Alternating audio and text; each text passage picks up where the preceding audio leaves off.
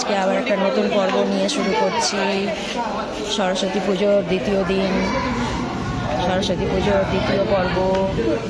আমি চলে এসেছি অডিটোরিয়ামে। এখানে দেখুন সব স্কুলের বাচ্চারা কত সুন্দর সুন্দর ড্রয়িং করেছে, সেগুলোকে সাজিয়ে রেখেছে। এবারে এই ড্রয়িংগুলো আপনাদের দেখাবো, তার সঙ্গে দেখাবো মণ্ডপ সজ্জা। কত সুন্দর সব স্কুলের ছেলেমেয়েরা এই সমস্ত মণ্ডপ সাজিয়েছে। তো আপনাদেরকে দেখাই মায়ের মূর্তি।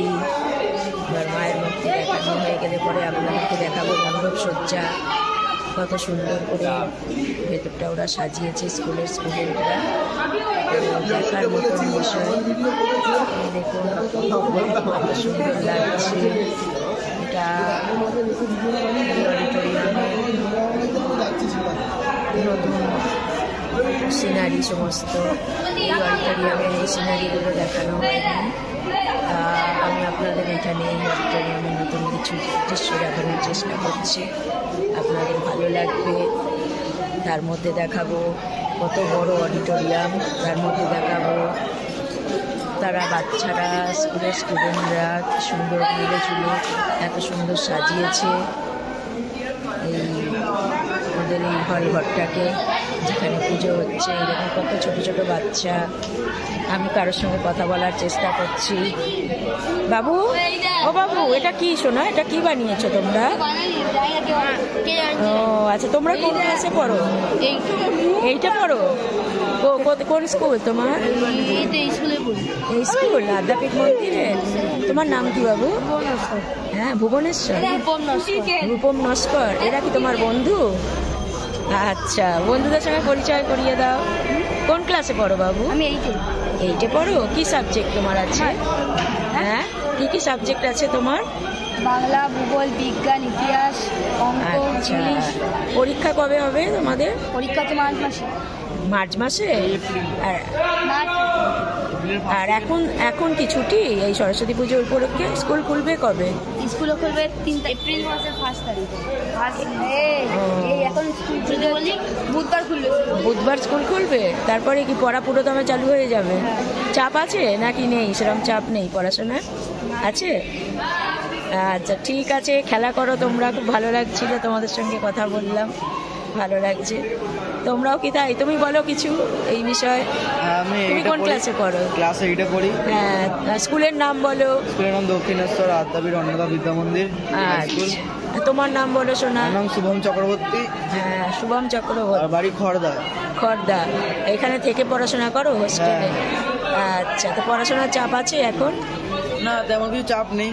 তো পরীক্ষা কবে শুরু হচ্ছে? অ্যানুয়াল পরীক্ষা এপ্রিলের ফার্স্ট উইকে। এপ্রিলের ফার্স্ট উইকে। আচ্ছা, রেজাল্ট কবে নাগাদ বেরোয় মোটামুটি? তাও রেজাল্ট ওই পরীক্ষার 1 সপ্তাহের মধ্যে বেরিয়ে। 1 সপ্তাহের মধ্যে? তো ভয় আছে তো? তোমাদের তো একদম মাধ্যমিকের কাছাকাছি এসে গেছে, চাপ আছে তো? হ্যাঁ, তা পড়াশোনা হবে তো নাকি পুজোর পর? হ্যাঁ। আচ্ছা, আর স্কুল খুলছে কবে? স্কুল খুলছে তো বুধবার থেকে। ঠিক আছে, খুব ভালো করে মজা করো, তারপর মন দিয়ে পড়াশোনা করো, আবার দেখা হবে। ঠিক আছে বাবু।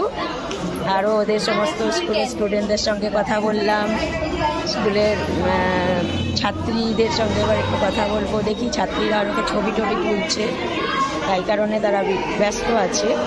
তো মাকে এখন ভোগ বিতরণ করা হবে বলে মায়ের মন্দিরটা ঢেকে দেওয়া হলো। মাকে যখনই ভোগ বিতরণ করা হয় তখন সেটা দেখা যায় না, এরকম নিয়ম আছে আমাদের আদ্যাপীঠ মন্দিরে। তাই সেই ভোগ বিতরণের জন্য মায়ের মন্দির ঢেকে দেওয়া হলো, ঘাট করে দেওয়া হলো। তো মাকে প্রসাদ দেওয়ার পর, মাকে ভোগ প্রসাদ দেওয়ার পর তারপর সেই ভোগ প্রসাদ জনসাধারণের মধ্যে দেওয়া হবে, বিতরণ করা হবে। আমরা সবাই মিলে সেই প্রসাদ পাবো। তো আমি এখানের এই অডিটোরিয়ামের এত সুন্দর সুন্দর সমস্ত কিছু দেখানোর চেষ্টা করছি। এখানকার মণ্ডপ সজ্জা, এখানকার মূর্তি সজ্জা, এখানকার ড্রয়িং, এখানকার পরিবেশ, সব কিছুই আপনাদের দেখাচ্ছি। দেখুন কত সুন্দর সাজিয়েছে, খুব ভালো লাগছে। এটা দেখুন কত সুন্দর, দৃশ্যগুলো কত সুন্দর, সব ওরা হাতে বানিয়েছে, সমস্ত কিছু কত ভালো লাগছে দেখতে। আছে। এইভাবেই আমি আমার পর্ব শেষ করছি। আপনাদের সঙ্গে আবার একটা নতুন পর্বে দেখা হবে। ততক্ষণ আপনারা ভালো থাকবেন আর আমাকে ক্ষমা করবেন যদি কোনো বস্তু কি বলতে বলে থাকি। তবুও বলবো আমার ভিডিওগুলো আপনারা দেখবেন, আমাকে একটুখানি ভিডিও দেখার মতন অনুপ্রেরণা দেবেন দয়া করে প্লিজ। টাটা।